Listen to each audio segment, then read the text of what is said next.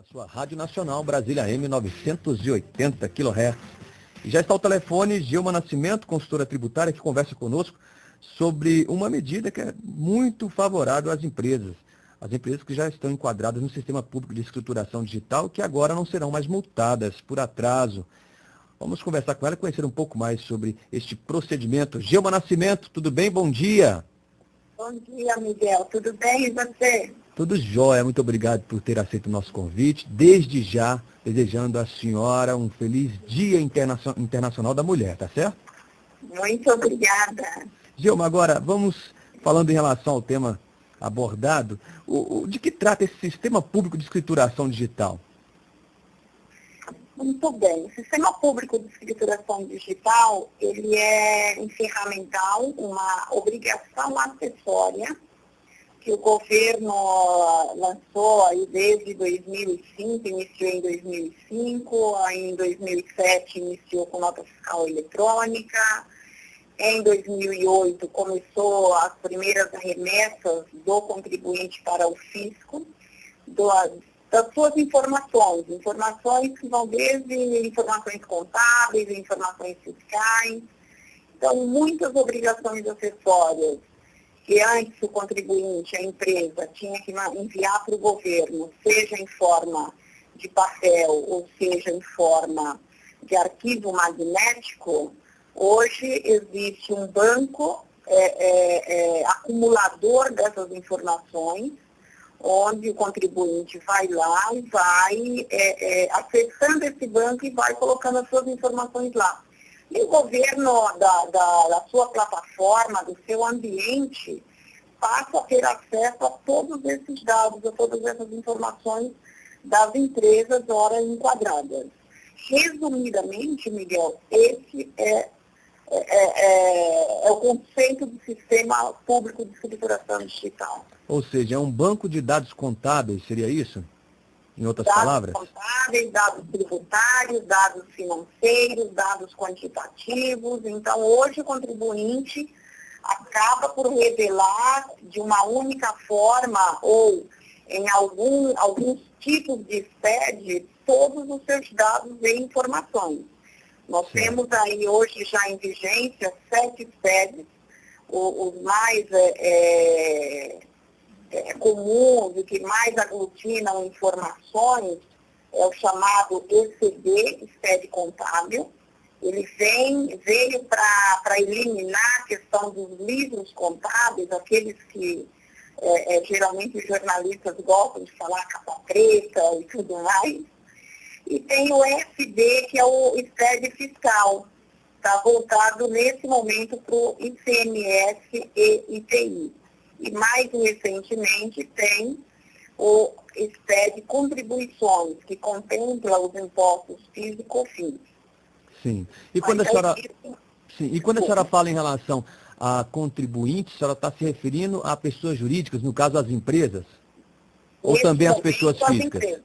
Neste momento, as empresas. O SPED ele está voltado para as empresas, para as pessoas jurídicas, e neste momento tão somente para aquelas empresas que são com opção tributária pelo lucro real, seja anual, ou pelo lucro presumido. Certo. E as empresas são as micro, pequenas e médias? Exatamente. Não importa o seu tamanho, o seu segmento, é óbvio que, como em todas as leis, há as exceções, mas a linha que é determinante é a opção tributária. Nós temos aí no país em torno de 7 milhões de empresas, das quais em torno de 350 estão pelo lucro real, em torno de 1.300.000 empresas estão pelo lucro presumido. Os demais, para atingir esse patamar de 7 milhões, são empresas que estão enquadradas no Simples Nacional. Essas empresas ainda não estão obrigadas a atender esses SPEDs. Entendo. E a boa notícia é que foi reduzida a multa em caso de descumprimento. Exatamente. Então, tem-se aí essa lei de dezembro de 2012, iniciou-se com uma medida provisória 575, e logo na sequência um projeto de lei 25 de 2012, e foram aprovados entre agosto a dezembro de 2012.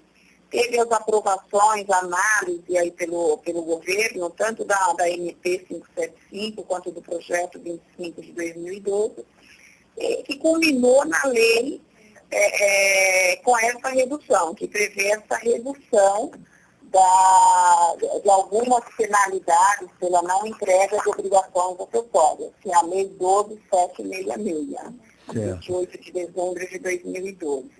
Isso porque para cada obrigação existe um prazo estipulado para a entrega. Exatamente. Cada obrigação tem um prazo, tem uma determinação, uma legislação específica e tudo mais. Por exemplo, pegando as empresas, falando das empresas que estão enquadradas no SPED. A não entrega de um SPED no prazo, essa empresa já estava incorrendo em 5 mil de multa, isso cumulativo. Então, cada mês que ela deixava de entregar esse SPED, ia de 5 para 10, para 15, para 20, daí por diante. Essa lei 12.766, ela veio, além da redução, ter uma segregação pelo tipo de opção tributária das empresas. Por exemplo, empresas que estão pelo lucro presumido, essa multa que antes era de 5 mil cai para R$500, por mês calendário ou fração. As empresas que são pelo lucro real, que também tinham essa multa de R$5.000 pela não entrega de um SPED, ela foi reduzida a R$1.500. E aí vem outras formas, não atendimentos e tudo mais. As empresas, pelo lucro, opção tributária simples nacional, apesar de não estar enquadradas no SPED, mas se elas deixam de atender a essas normativas de entregar as suas obrigações acessórias ao governo, elas incorrem também nessas multas. Só que com um fenômeno, com uma redução de 70% desses valores que eu acabei de citar para vocês. Entendo. Então, essa lei vem beneficiar não tão somente as empresas que são enquadradas no sistema público de escrituração digital, mas a todas as empresas que, porventura, vierem a incorrer em algum ato aí que o governo entenda que tenha que aplicar uma sanção, uma penalidade. Proporcionando assim um tratamento mais justo. Exatamente. Agora, o grande mote dessa questão toda, e retornando até ao sistema público de escrituração digital, ao se criar esse banco de dados, né? Eu acho que a grande finalidade, acima de tudo, na atual realidade em que vivemos, em que buscamos a sustentabilidade, né, a proteção do meio ambiente, é que a gente acaba por eliminar aí o papel, a redução de custos também com esse sistema digital, não é mesmo, Gilma? Exatamente, Miguel. Eu acabei de publicar um livro com o título de SPED Sem Armadilhas. Lá eu procuro trazer o contribuinte para uma realidade mais assertiva, porque existem muitas publicações, muitos escritos, seja falado, seja simplesmente escrito sobre o SPED, e de forma muito alarmista, muito negativa. E nesse livro eu resolvi escrever justamente para orientar o contribuinte a prestar um pouco mais de atenção no sistema tributário brasileiro, olhar a carga tributária, que nós vivemos num país com 87 tributos por ponto. O que fazer com isso? Nós temos que sentar, olhar como é que isso está sendo gerido pelo governo, nos prover de conhecimentos para fazer gritos de forma correta e mais assertiva. Então, o sistema público de escrituração digital tem diversos objetivos, e objetivos que, se o contribuinte parar e não ficará escutando unicamente esses alarmismos, mas procurar tirar proveito desses objetivos, oxalá, tanto a sua empresa quanto o Brasil tende a entrar num processo aí de melhorias quanto a esse sistema tributário. Entendo. E tem a questão da redução de custos com papel, redução de de custos, de gastos com pessoal dentro da empresa, que não vai mais precisar produzir tantas obrigações acessórias de forma redundante. Tem redução dentro da própria casa do governo, que não vai necessitar mais de tantos auditores fiscais indo a cada empresa, que o contribuinte, a sociedade precisa entender isso, conhecer, e inclusive cobrar do governo. Está na hora agora de reduzir seus gastos, já que o contribuinte passa a dar tudo pronto para o governo, em aspectos de informações, e reduzindo gastos do governo, consequentemente, tem-se força para brigar pela questão da redução da carga tributária. Certo. Gilma, nesse sentido, ainda há muita resistência por parte do contribuinte, até mesmo em relação a essas inovações que são apresentadas no sentido até de facilitar a vida deles, por que não?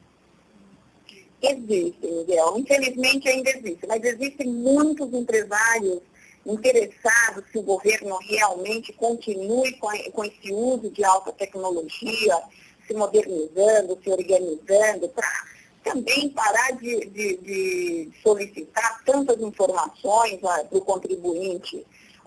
Antes do SPED, a empresa tinha que atender obrigações para o governo federal, para o governo estadual, para o governo municipal.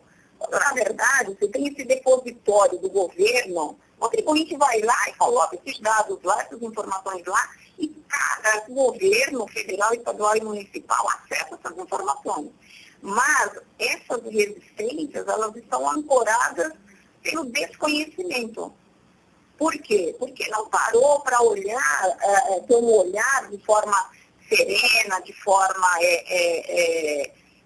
mais simpática, vamos dizer assim, para essas ações do governo. E existem muitos especialistas, ou ditos especialistas em contabilidade, em tributos, que passam a confundir a cabeça do contribuinte com esses alarmismos, com essas questões que acaba deixando as ações do governo pior ainda. Já são pesadas, já são perversas. E aí, com esses alarmismos, com essas falas muito alarmistas, acaba deixando a coisa pior ainda, e o contribuinte acaba se perdendo no meio de todo esse alarmismo todo, e não se volta unicamente para um conhecimento renovado, né? Para um conhecimento que vai alavancar o seu entendimento para fazer uma gestão mais profissionalizada, mais organizada dentro da sua empresa. Entendo. Ou seja, se não puder contribuir, também não atrapalha, né, Gilma? Exatamente. Exatamente. Olha, Gilma, muito obrigado pela participação, realmente por trazer essas informações ao nosso público, viu? Muito obrigada a você pelo convite. Um bom dia. Bom dia e felicidades. Gilma Nascimento, consultora tributária, falando aos nossos ouvintes sobre esta boa notícia em que as empresas já enquadradas no sistema público de escrituração digital agora não serão mais multadas em R$5 mil, por exemplo, por atraso. Essa multa agora foi reduzida, está oscilando entre R$100 e R$1.500, com esse objetivo de levar um tratamento mais justo aos contribuintes. 8 horas mais 55.